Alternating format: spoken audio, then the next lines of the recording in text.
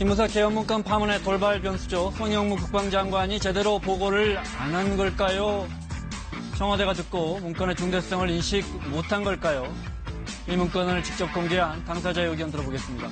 취임하자마자 골프 접대 의혹에 휩싸인 자유한국당 김병준 비대위원장이 비대위를 성공적으로 운영한다면 이후에는 우리 정치 전반에 영향력을 발휘하고 싶다. 이런 이야기를 했습니다. 뭘 하고 싶은 걸까요? 사사건건 시작합니다.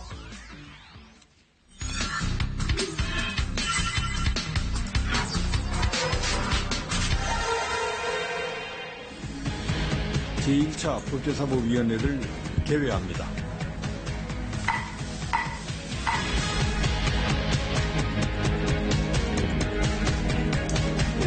현재 추자님. 재판 결과에 대한 발표 시기, 이걸 조정하는 것 자체가 거래 아닌가요?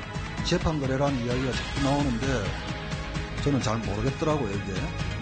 실체가 어떤지. 재판 거래는 있을 수 없단 말이야. 주관적인 말씀을 강요하고 계십니다.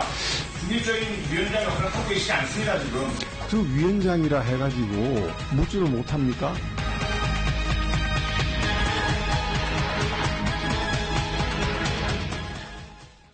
저는 KBS의 김원장 기자입니다. 그리고 여의도 원조시사 예능돌 더불어민주당 이철희 의원, 또 배우 출신 바른미래당의 싱크탱크시죠. 관악을의 오신환 의원 자리했습니다. 두 분 어서 오십시오. 안녕하세요. 원조시사 예능돌이라는 이름은 아직도 많이 부담스러우신가 봐요. 네. 말씀드릴 때마다 매우 어색한 웃음을 지으십니다. 상임위가 결정됐고요. 네. 이 의원님은 과방위. 네. 과학기술정보방송통신위원회가 맞습니다. 네, 맞습니다. 이름이 자주 바뀌어서 저도 저희 회사도 KBS도 이 상임위 관할이잖아요. 네. 그런데도 이름을 잘 모르겠습니다. 법사위 가셨고요. 네. 아유, 오늘 법사위 이야기 할 건데 제가 그 전에 이 질문들 김종대 의원이 왜 워낙 국회가 일 안 한다고 하면서 겨울옷 입고 상임위 해보고 지금도 일 안 하고 있다가 이제 국회 뭐 정상화돼서 여름옷 입고 하시려니까 어때요? 상임위가 자주 안 열린 거에 대해서는 뭐 비판받아 마땅하죠. 국민들 보기에 저희들도 다 국회의원이니까 죄송한데, 국회의원 일하는 게 상임위장에서만 하는 건 아니고요. 상임위원으로서 계속 일을 하고 있습니다. 저는 좀 나름 자신있게 상임위가 아니더라도 한 건 하신 것도 있잖아요. 밖에서 일을 열심히 했다. 네. 실제로 많은 분들이 이 상임위 밖에서 굉장히 일을 열심히 하고 있다는 점을 좀 알아주시면 좋겠습니다. 네. 그 법사위는 본회의가 열리게 되면 법안 처리를 위해서 상임위가 열렸던 적이 있고요. 뭐 말씀하신 취지는 분명히 있을 겁니다. 이제 국민들의 눈높이에 맞지 않게 국회가 좀 멈춰져 있었고 또 정쟁이 있었던 부분들이 있기 때문에 그런 점은 송구스럽지만 이철희 의원님 말씀처럼 뭐 국회의원들이 활동하는 공간들은 꼭 상임위장 아니어도 국회 전반에 그리고 또 외부에도 분명히 있으니까 좀 좋게 봐주셨으면 좋을 것 같다 네, 생각합니다. 알겠습니다. 자, 어제 법사위 또 오 의원님 계시니까요. 법사위 법원행정처에 업무보고가 있었는데 이 장면 잠깐 보겠습니다. 네, 제가 단도입적으로 묻겠습니다. 재판 거래가 있었습니까? 그거는 그거를 인정할 만한 자료나 사정 정황을 발견하지 못했습니다. 재판 거래와 관련해서 형사 책임을 져야 할 사람이 없습니까? 그렇게 판단을 했습니다. 재판 거래는 제 생각엔 두 가지 유형으로 나눠볼 수가 있습니다. 첫째는 정권의 입맛에 맞게 혹은 정치권의 요구에 따라서 구체적인 사건에서 재판이나 판결에 영향을 미치는 행위. 예를 들면 법원행정처에서 판사에게 영향력을 행사하는 것이 첫째고요. 둘째는 그렇게 선고한 판결을 가지고 정권과 거래를 하려고 드는 것. 예를 들면 대법원장이 대통령과 면담하면서 무슨 말씀 자료를 쓰는 것. 이런 두 가지라고 생각을 하는데 대화를 부드럽게 한다거나 기타 여러 가지 접촉하는 사람들의 호감을 받기 위해서 그렇게 일정한 판결을 뽑아서 그렇게 하는 거는 뭐 있었다고 생각합니다. 대화를 부드럽게 한다는 말씀이 무슨 말씀인지 모르겠는데 그러니까 좋은 인상을 주기 위한 그런 게 아닌가. 자, 법원 행정처장 말을 좀 쉽게 풀이하자면 박근혜 전 대통령과 이제 대법원이나 법원 행정처에서 이렇게 대화를 할 때 뭐 분위기 좋게 하려고 청와대가 좋아할 만한 자료를 이야기하거나 또 그 판결 결과를 가져갔다는 거예요. 어떻게 보십니까? 사실 이제 공개된 문건을 쭉 들여다보면 좀 상상하기 좀 어려운 사법부가 청와대와 거래하고자 했던 그런 의도가 굉장히 농후한 그런 문건들입니다. 그렇기 네. 때문에 그것이 실제 벌어졌는지의 여부를 떠나서 지금 이철희 의원님이 공개한 기무사의 네. 계엄령 위수령에 대한 검토 의견도 마찬가지인데요. 사법부가 이 재판의 내용을 가지고 청와대와 본인들이 하고자 했던 상고법원을 설치하기 위한 거래 수단으로 이용했다는 것 자체가 저는 좀 상상하기 어렵다. 지금 법원 행정처장도 대법관의 한 명이거든요. 네. 그리고 실제 블랙리스트 사건을 조사했던 직접 단장으로서의 당사자인데 본인은 이제 주장하기를 재판에는 그것이 영향을 미친 것은 아니고 재판이 끝난 내용들을 가지고 좋게 해석해서 청와대와 비유 맞춰가면서 하기 위한 그런 하나의 수단이었다 이렇게 하는데 저는 그거 네. 자체도 거래라고 봅니다. 그건 있을 수 없는 일이고요. 그리고 실제 문건들을 보면 여러 가지 상징적인 용어들이 쓰여지는데 사법부가 이니셔티브를 쥐고 있는 사안들에 대해서 사건 처리의 방향과 시기를 신중하게 검토해야 된다. 뭐 이런 것들이 나온단 말이죠. 네. 그러니까는 재판의 결과를 떠나서라도 시기나 이런 것들을 조절하려고 했던 것 자체가 그런 걸 저는 조정해서 그건 청와대에 재판에- 잘 보여보자라는 그렇죠. 뜻이 숨어있다 이 말씀이죠. 그렇습니다. 그것 네. 자체가 사실은 재판에 영향을 미친 거죠. 그러니까 저는 좀 의도가 불순했고 있을 수 없는 일이다. 상권 분리기에 맞지도 않고 네. 사법부가 국민적 신뢰를 완전히 추락시킨 네. 그런 행태다 이렇게 생각합니다. 뭐 당시에 있었던 이제 그 무렵에 있었던 여러 판결들 중에 이제 다시 다 그러니까 복귀가 되는 거 아닙니까? 네. 그래서 KTX 승무원도 복직하려다가 이제 1, 2심과 다르게 대법원에서 파기환송돼 버렸고 정교조 판결도 그렇고 콜텍 노동자들 판결도 그렇고 그러면 이제 그 진실은 아직 드러나지 않았지만 그 노동자들 입장에서는 야 우리 재판도 저것 때문에 혹시 재판 거래한 거 아니냐? 대법원에서 이런 영향받고 우리한테 불리한 판결 나온 거 아니냐? 청와대에게 유리한 판결 나온 거 아니냐? 이렇게 생각하기 쉽지 않습니까? 그렇게 생각하기 충분하죠. 누구라도 아마 그렇게 생각할 거고요. 네. 저희처럼 직접 당사자가 아닌 사람들도 그 문건을 보면 화가 나는데 당사자들이 오죽하겠습니까? 특히 1, 2심하고 다르게 3심 대법원 가서 뭔가 뒤집혔다 그러면 네. 그런 의심을 하는 거는 충분히 합리적인 의심인 거고요. 그걸 풀어줘야 되는데 저 법원 행정처장 말씀 들어보면 참 기가 차네요. 호감을 사기 위해서 판결을 예를 들었다는 게 저게 대법관이나 행정처장이 하실 말씀입니까? 저는 대단히 실망스러운데요. 네. 우리 상권 분립이 되어 있는 우리나라에서 말씀하신 것처럼 그런 부분도 참 참담합니다. 네. 근데 이제 중요한 건 이제 검찰이 수사하고 있고 이제 뭐 기소가 될지 현실의 범주로 들어왔습니다. 네. 지금까지는 의혹이었고요. 네. 그런데 지금 양승태 전 대법원장 뭐 하드디스크도 다 디가우징 완전히 지워버렸다고 하고 네. 또 중요한 건 국민들이 보기에는 그때 판사가 그런 결정을 내렸는지 그 뭐 파기환송을 할 때 이런 걸 그 판사는 법리에 따라 했다고 할 텐데 물론이죠. 그걸 어떻게 재판 관리를 했는지 안 했는지를 검찰이 밝혀낼 수 있습니까? 사실 이제 그 증거를 확보한다는 게 사실 쉽지 않고요. 네. 특히 이제 이것이 이미 제출 형식으로 법원이 그 내용들을 온전하게 원본 파일을 다 넘겨주는 것도 아니고 자기네들이 보고 필요한 부분들을 지금 넘겨주고 있는 상태고요. 네. 지금 검찰이 요구하는 그런 증거 자료들을 이건 넘겨줄 수 없다라고 하는 부분들이 있고 그렇다면은 또 영장을 청구해야 되는데 네. 영장 청구에 대한 심판 자체를 법원이 하기 때문에 굉장히 좀 어려운 문제가 있죠. 사실은 현실적으로 그런 부분이 있는데 저는 대법원 스스로가 국민적인 의혹이나 신뢰 회복을 위해서라도 이 부분에 대해서 명백히 밝혀야 될 필요가 있다라고 생각하고 이 자세를 임해야지 조금이라도 숨기려고 하는 부분들이 있으면 저는 그것으로 인해서 오히려 신뢰를 완전히 추락시켜서 사법부의 존립이 굉장히 흔들리게 된다. 저는 굉장히 위험한 지금 위기에 처해 있다 이렇게 생각합니다. 네. 그 흔히 왜 기소권을 가진 검찰이 이상하게 하면 특별검사 임명하잖아요. 재판권을 가진 판사가 좀 이상하면 법원이 이상하면 어떻게 합니까? 특별판사 임명해야 되는 거 아닌가요? 그런 제도는 없습니다. 그런 네. 제도가 없으니까 네. 비유컨대 저는 그런 정도의 문제의식을 가져야 되는 거. 그렇다면 제가 아직 이 법사위를 안 해봐서 잘 모르겠습니다만 예컨대 이 사건을 만약에 다룬다고 할 때는 가장 중립적인 검어의 장치를 해내야 될 거고요. 실제로 만약에 이게 또 기소돼가지고 재판에 들어가면 네. 저는 현행 우리 법에서 가능한지 모르겠습니다만 국민참여재판 같은 걸로 해서 법관의 어떤 임의적인 판단이 안 들어가게끔 하는 게 좋을 것 같아요. 네. 그런 식의 어떤 특단의 대책을 좀 법원 스스로가 좀 고민했으면 좋겠는데. 형사 사건이 아닌데 이게 가능할지 모르겠습니다. 네, 그래서 제가 자신 국민 있게 참여 말씀 재판이. 못 네, 드리겠는데. 저도 그 부분에 대해서. 네. 하여튼 저 법원으로서는 굉장히 초유의 사태고요. 네. 이게 어떻게 보면은 가장 위기를 느껴야 되는 국민적 신뢰가 가장 추락돼 있는 상황이기 때문에 법원 스스로 이 심각성을 깨닫고 모든 것을 진실을 밝히고 거기서부터 다시 새롭게 시작하려고 하는 개혁이 필요하다 이렇게 생각합니다. 네. 근데 제가 지금- 이렇게 네. 지금 대법원장이나 법원은 너무 소극적인 것 같아요. 너무 방어적입니다. 방어적이다. 국민 눈높이 안 맞아요. 제가 이렇게 질문 드릴게요. 대법원이나 법원 행정처는 그야말로 우리 법원 판사들의 이제 수뇌부가 있는 곳입니다. 거기서 조직적으로 저항하고 있다 이렇게 판단하십니까?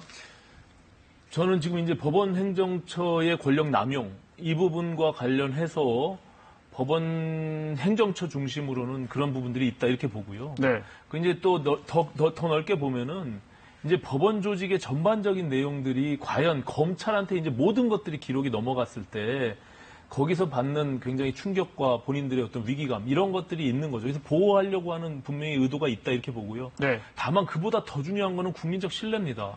거기서 만약에 그걸 보호하려고 하면서 이 의혹에 대해서 감추려고 한다면 저는 국민적인 또 다른 저항을 받을 수밖에 없다. 굉장히 위기다 이렇게 생각합니다. 네. 법원 행정처 그러면 우리 국민분들은 법원의 행정 같은 거 하는 데인 줄 아실 텐데, 네. 이번에 봤더니 판사들의 인사에도 개입하고 정말 옥상옥 같은 존재더군요. 네. 기무사 개헌문건 파장 좀 여쭤보겠습니다.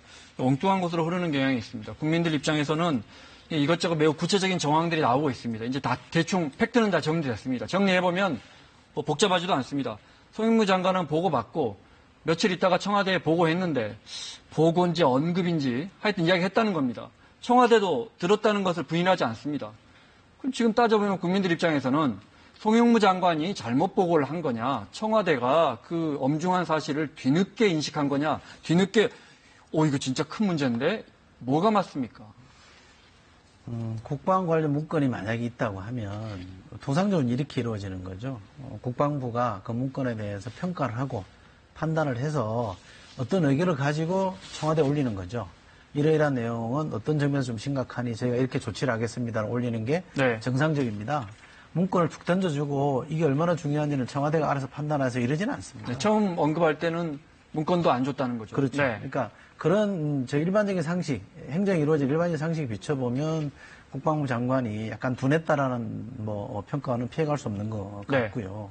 또 다른 한편으로 보면 그런 계엄 관련 운운되는 문건이 만약에 발견됐다는 보고를 받았다면 네. 상세한 내용은 아닐지라도 그럼 청와대는 청와대대로 좀 기민하게 움직였어야 되는데 거기도 조금 둔했다는 네. 지적에 대해서는 할 말이 없을 것 같고요. 양쪽 다 저는 비판받을 대목이 있다고 봅니다. 뭐 지금 말씀하신 대로 저는 이 일이 벌어지고 나서 대처하는 부분들도 참 웃긴 것 같아요.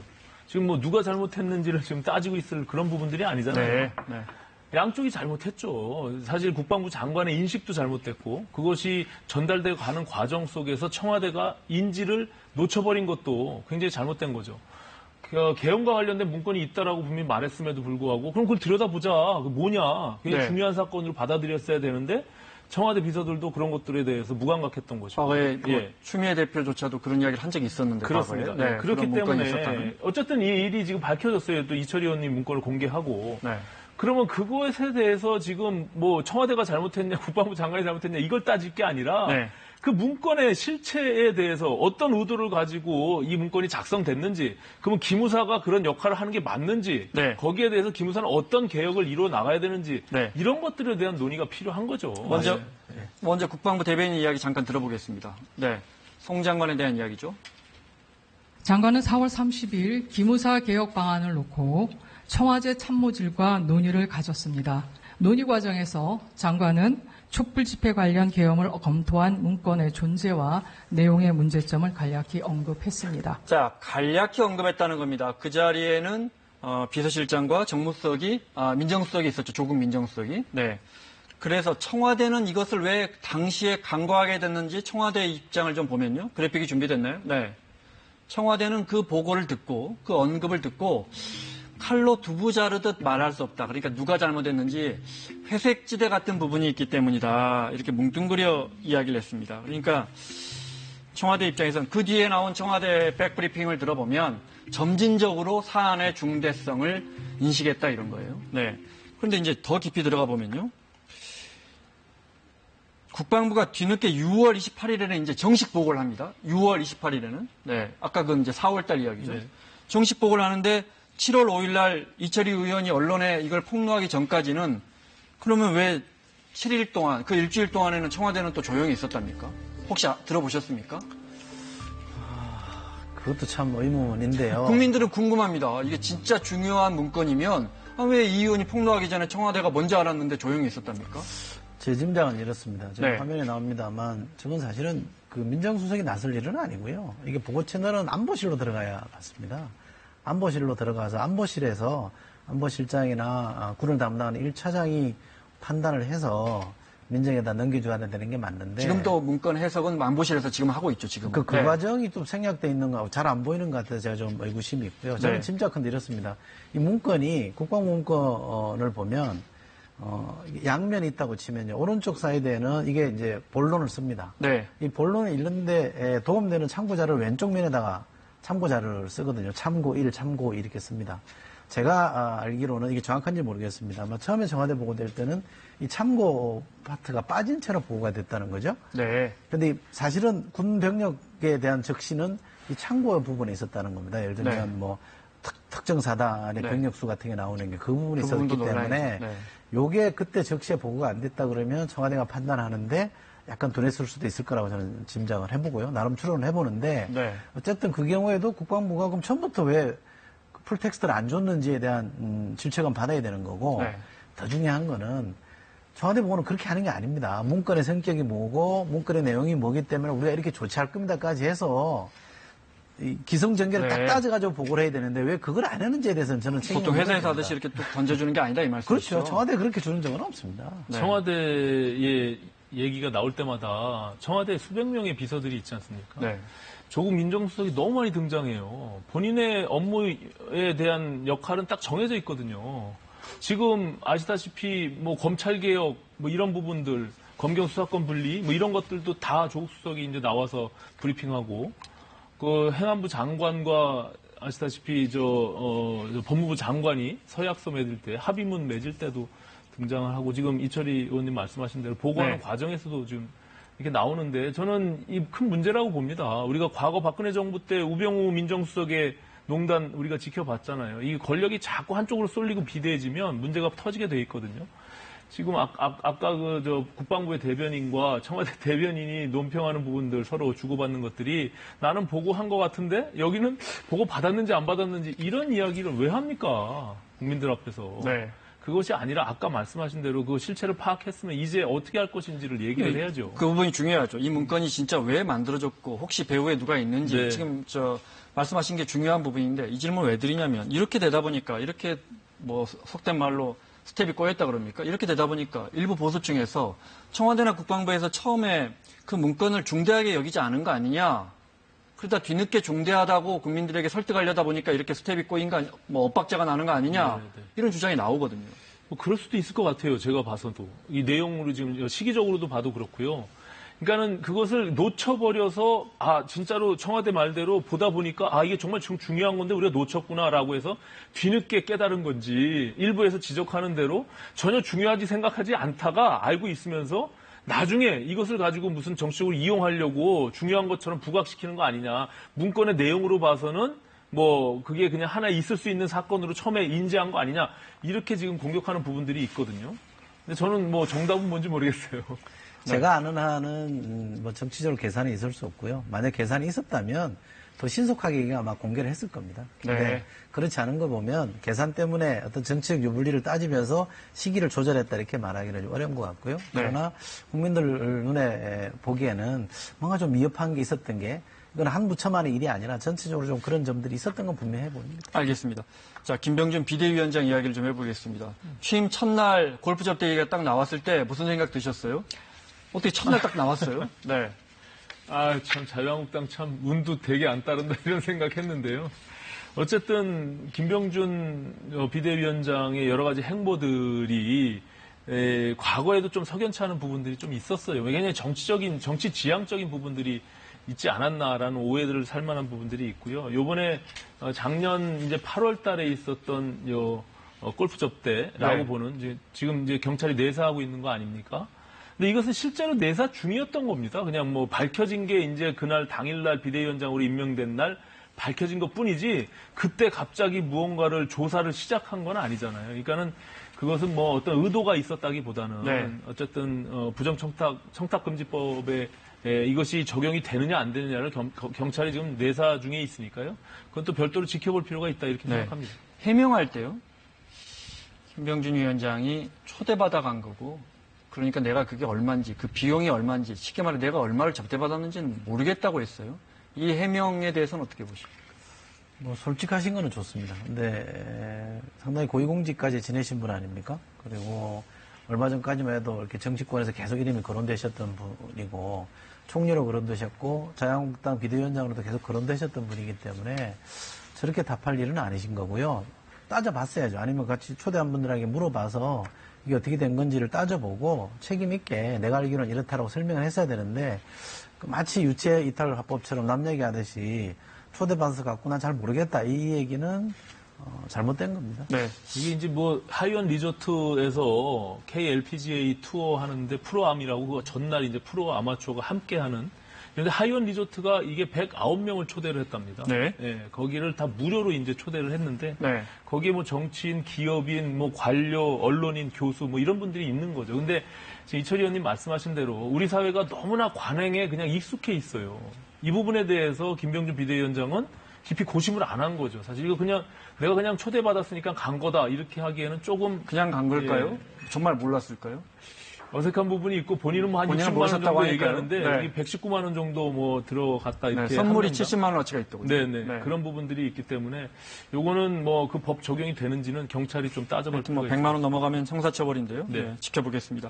김병준 위원장의 이 발언도 또 논란이 일고 있습니다. 들어보겠습니다. 두 대통령이 지금 다 감옥에 가 계시잖아요. 그 부분에 대해서 좀 어떻게 평가하고 계십니까? 우리 역사에 굉장히 참 아픔이라고 생각합니다. 그런데 이런 부분들을 그 두 분의 잘못으로만 돌려서는 안 된다고 생각합니다. 왜냐하면은 그 두 분을 결국 대통령으로 만든 것도 우리 국민이고 또 뭐 자유한국당이고 좋게 보면은 또 그분들을 감옥에 넣은 것도 우리 결국 대한민국 국가고 그렇습니다. 그 부분을 결국 대통령으로 만든 것도 우리 국민이고, 그럼 이제 바꿔 말하면 뽑은 우리 국민들 잘못도 있다. 이렇게 해석도 됩니다. 그렇죠. 두 네. 분만의 잘못이 아니라 그래서 저는 이어지는 말이 이건 구조의 문제가 좀 있다. 이 구조를 혁신해야 된다라고 연결될 줄 알았는데 국민 책임으로 몰아가 버리는 건 굉장히 의아스럽고요. 만약에 진짜 저분이 저렇게 생각한다 그러면 저는 위험한 발상이라고 생각합니다. 저렇게 그렇죠? 생각하면 안 되죠. 아니 모든 책임을 그렇게 선거에서 뭐 국민이 뽑은 대통령이지 않습니까? 근데 예를 들면 선거에서 뽑힌 어떤 공직자 잘못됐으면 네. 그 뽑은 국민 탓입니까? 아, 그렇군요. 그건 아니잖아요. 네. 국민을 탓할 수는 없죠. 저는 저 김병준 비대위원장이 사실 정치권에서 좀 많이 떨어져 있었잖아요. 저런 인식 자체가 지금 시대와 너무 동떨어진 인식이고 발상 자체가 좀 잘못됐다 이렇게 생각합니다. 예, 네. 저런 생각을 어떻게 할 수 있을까 저는 이해가 안 네. 돼요. 취임 첫날부터 민주당 전재수 의원도 역시 이제 이런 친노 그룹으로 같이 일했던, 청와대에서 같이 일했던 분이기 때문에 뭐 주고받고 계속 문자가 오고 가고 있는데, SNS로요. 네. 전재수 의원이 당을 장악하려 할 거다 이렇게 예상하면서 다음 총선에서 비례대표를 받으려 할 거라는 거예요. 김병준 위원장이. 그리고 대선에 출마할 겁니다. 2007년에 꿈꿨던 대선 출마 유효하시지요라는 SNS에 글을 올렸는데, 안 그래도 기자들이 그래서 뭐 앞으로는 어떤 계획이세요라고 물었습니다. 그랬더니 또 김병준 위원장이 이렇게 답을 합니다. 들어보겠습니다. 비대위를 잘 성공적으로 하게 되면은 아마 그 성공적으로 한 데에 따른 어떤 영향력 행사, 그것이 어떤 당에 대한 영향력뿐만 아니라 우리 정치 전반에 걸쳐서 영향력 행사라든가 이런 것은 가능할지도 모르겠죠.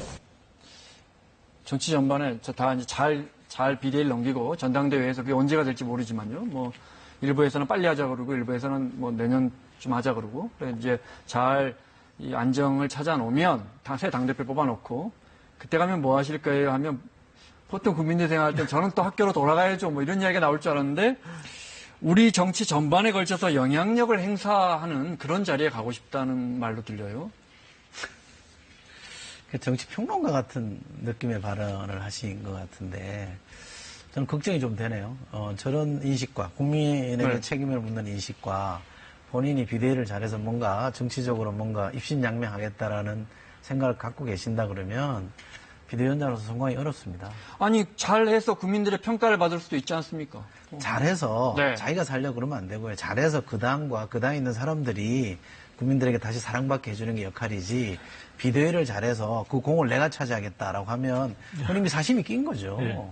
자유로운 아주 누구로부터 자유로운 입장에서 네. 당을 계획하는 게 아니잖아요.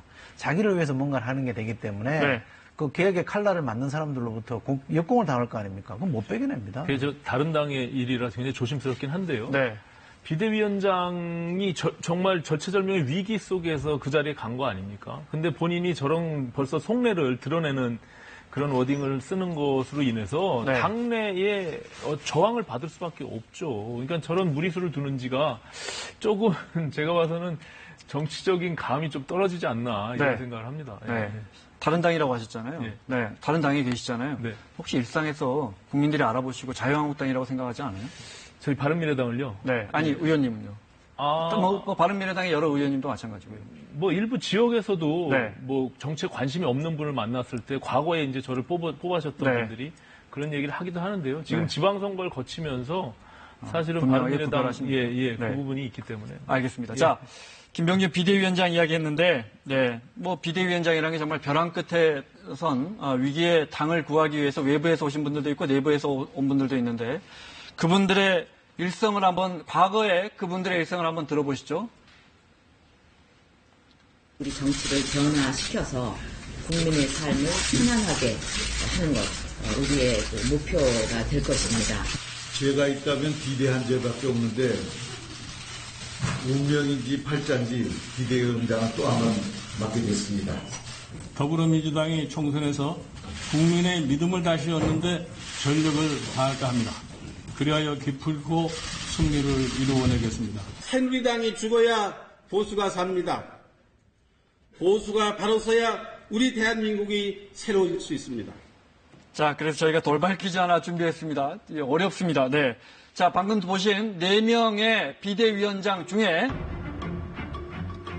김병준 비대위원장은 다음 4명의 비대위원장 중에 누구의 운명을 쫓을 것 같으세요? 한번 예상을 한번 볼까요? 네. 2012년에 저기서 새누리당으로 바뀌죠. 박근혜 비대. 그리고 이제 총선에서 승리합니다. 네. 그 잘했죠. 문희상 비대위원장 역시 그 뒤에 그리고 2016년 뭐 아시다시피 민주당이 또 1당이 되죠. 네, 총선에서. 2017년 임명진 비대위원장은 잘 안 됐습니다. 친박의 벽을 넘어서 서지 못했죠. 자, 어떻게 보십니까? 딱 맞는 케이스를 뭐 찾기는 쉽지 않을 텐데 굳이 저 셋 중에 사지선다해서 네. 고르라 그러면 저는 임명진 위원장 케이스가 되지 않을까 싶습니다. 쉽게 당 개혁이 되지 않을 것이다. 네, 왜 그렇게 보시죠? 그건 뭐 선거에서 접어온 경험이 많은 저희 당도 과거에 선거 이후에 곧바로 이렇게 혁신이 되는 게 아니고요. 시간이 필요로 합니다. 그 시간이 필요로 하는 데는 여러 사람들을 거쳐가면서 이렇게 정리가 되는 거기 때문에 지금 상황에 자유한국당이 곧바로 뭔가 황골탈퇴할 수 있느냐 그러면 그렇지 않을 거라고 보고요. 그 당의 지배주주들 네. 큰 세력이 아직은 버티고 있기 때문에 그분들과 만약에 싸움을 정면으로 벌이더라도 저는 이기기 쉽지 않을 거라고 판단합니다. 김병준 비대위원장은 올해를 넘길 수 있습니까? 글쎄요. 저는 성공하기는 쉽지 않다고 봅니다. 어떻게 보십니까? 자, 4분 중 누구를 쫓을까요? 지금 자유한국당의 속사정이 굉장히 복잡합니다. 저는 저거 이제 내분을 봤을 때 12년도, 16년도는 총선을 앞두고 비대위가 들어선 거기 때문에 공천권을 갖고 있잖아요. 네. 근데 지금 김병준 비대위원장은 2년 뒤에 총선의 공천권을 갖고 있는 것은 아닙니다. 2년 동안 갈 수가 없잖아요. 그런 측면에서 보면 저는 굉장히 복잡다단한 자유한국당의 속사정으로 성공하기 굉장히 어려운 비대위일 거다. 그리고 네. 더군다나 김병준 위원장이 저런 자꾸 이렇게 엇박자나는 저런 행태를 보이게 되면 더 국민들의 지지를 받기는 어려운 형태가 그래서 가지 4분 중 누구의 임명진 비대위원장이 그런 상황 속에서 비대위를 네. 했다가 실패한 거 아니겠습니까? 저는 그런 상황으로 갈 가능성이 있다. 알겠습니다. 조심스럽게 다음 주에 또 자유한국당 의원님들이 많이 나오시니까 네. 또 여쭤보도록 하겠습니다. 말씀하신 임명진 비대위원장은 제 기억에 3달 정도 하신 거예요. 네. 자, 마치겠습니다. 더불어민주당 이철희 의원, 바른미래당 오신환 의원과 함께했습니다. 다음 주에 뵙겠습니다. 고맙습니다.